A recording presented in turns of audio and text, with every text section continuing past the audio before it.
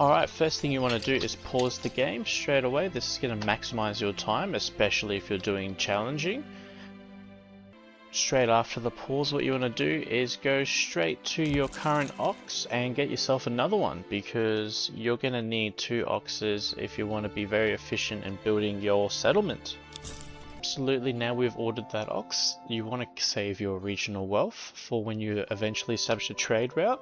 And in this case, that leads us to our second step, which is zooming out and just having a look at what you have here. So this just gives you the lay of the land, what resources you have to work with in terms of food. Iron can be used for trade, fantastic. And with that as well, you also want to check what your fields are, your kind of fertility. You also want to check the water, so you get an idea, because you're going to need water around your homes. And from all this information, that's when you can start designing the start of your base.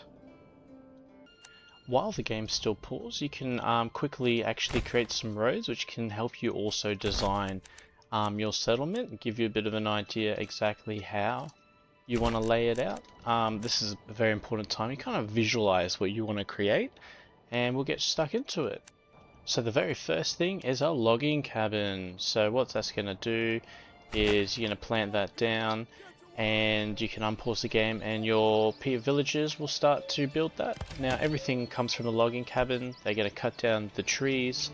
Make sure you put it in a location with lots of trees. Also, we've got that ox coming in by, so what we want to do is place a hitching post nearby, so that pretty much when your ox does come, they will be hitched there and they won't run away or lose them. And you'd want to put that nearby your logging cabin's a very efficient way to do that.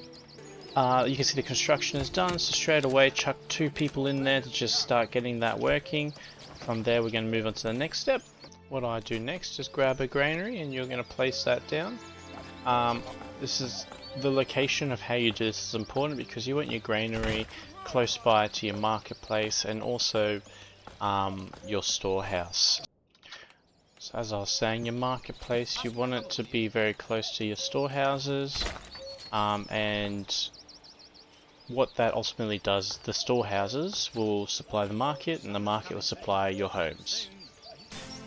Now the granary is built, the next thing you want to do is quickly assign 1 person there just temporarily. What they're going to do is start grabbing the bread that's out in the wilderness and start bringing it into the granary to preserve it. It'll last you longer while you're getting everything set up. On the topic of food, you also want to start procuring food. And as you can see, we got animals up here, so we're going to create a hunting camp straight here, and we'll have someone in there to start collecting our food. As you can see, we got a notification run out of food, so obviously we want to just start getting just 1 person in. That could be your berries, your mushrooms. In my case, it's hunting camp. Once all your food's in your storage, you can see it's already reduced the spoilage rate. You can get rid of that family straight away, because the families up here will help you build. The next most important thing is homes, because we're going to be suffering from homelessness, which will affect your approval, so you want to get straight onto that. The next important step is to build your 5 homes. You want to try and keep that close to your marketplace for the first few. That just creates a great little system here. Depending on what you want to do, I usually make these first 5, I upgrade them to level 2 later down the track, and you can use them for specializations. Make sure you put down a well. That will help supply all the homes and everything pretty much in the general area. And once you have created your 5 homes, you'll notice the tents are gone.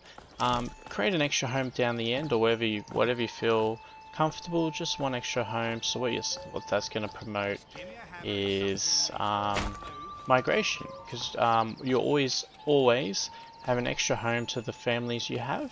That you'll see down there, monthly migration. You'll start getting more families, which means more workers, which mean more people, which is just how your settlement grows. So that then you want to come up here and click your settlement, and you have a look at you need to choose an origin, and how you choose an origin, take your time to read through these, but ultimately they all have their perks and also costs, and you want to choose the right one that fits your landscape, which you can find pretty much by actually clicking your environment, and that will tell you what kind of environment you have, what really works well, and keep this all in mind as you're building your settlement.